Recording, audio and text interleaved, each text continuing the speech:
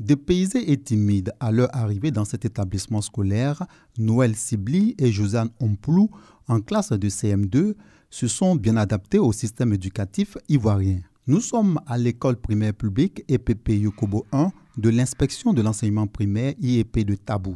Réhabilité par le HCR, Haut Commissariat des réfugiés, accueille 68 écoliers venus du Libéria. Au Libéria, on a lundi, mardi, mercredi, on n'a pas cours toute la journée. Il n'y a pas de problème avec un de mes camarades. Je suis contente, je suis revenue en Côte d'Ivoire, moi et puis mon père et ma mère, et puis je viens à l'école.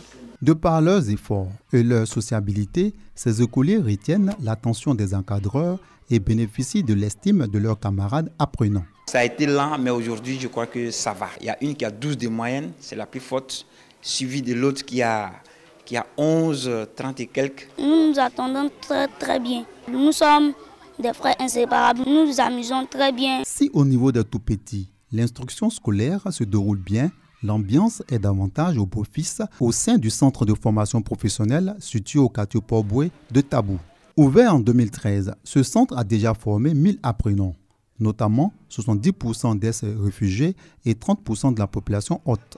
Objectif : contribuer à la formation des populations ivoiriennes rapatriées vivant dans la zone de Tabou afin de faciliter leur réintégration sociale et économique. Ici, l'insertion se fait de la manière la plus simple possible. Le HCR continue de mettre à notre disposition des kits d'installation, mais pour 10% de nos effectifs. Donc si on a 300 apprenants en une année, on a 3 à 30 kits d'installation. Depuis l'année dernière, on a commencé à travailler avec l'agence emploi jeune, la direction de San Pedro, qui également, avec le concours du HCR et d'ASAPSU, a mis à notre disposition une enveloppe de 2 500 000 pour aider à l'installation de nos apprenants. Cette jeune fille mère est une ex-réfugiée qui est à la fin de son cycle de formation qui a duré 9 mois. Aujourd'hui, je peux faire une grille, je peux faire une porte, un fourneau, moule, voilà les moules qu'elle a. Et pas non, quand c'est le travail des garçons, les garçons ils sont sales. Non, moi, ce n'est pas mon problème. Plus de 150 apprenants ont été installés à leur propre compte. J'ai eu des apprentis, il y a des filles qui sont au centre, qui viennent aussi, en attendant que, comme elles n'ont pas encore fini, elles viennent pour apprendre un peu avec moi. Je peux dire, bon, par la grâce de Dieu, je gagne des clients et ça va bien. Au total, 25 convois de rapatriés ont été effectués par le HCR en 2017.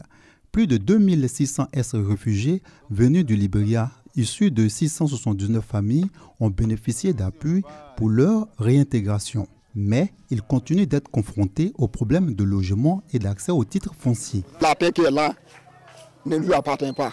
Comme nous sommes les rapatriés, on est venus, on nous est logés là.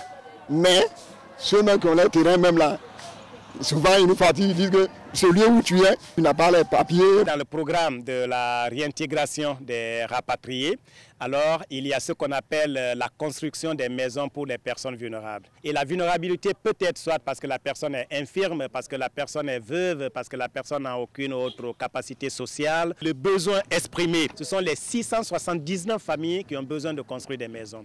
Mais cette année, nous n'avons seulement pu construire que 73 maisons sur le fonds HCR et 53 autres que nous venons de lancer le processus de construction. De retour au pays, bon nombre de femmes réfugiées mènent des activités agricoles et commerciales. Avec le reste de la communauté, ces réfugiés cohabitent en parfaite harmonie. Ils louent le Seigneur, comme ici à Outouké, un village pas loin de Tabou.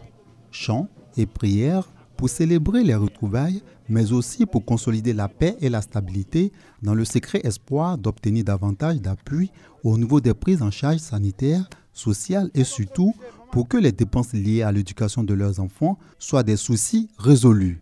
Comme quoi, on est mieux que chez soi.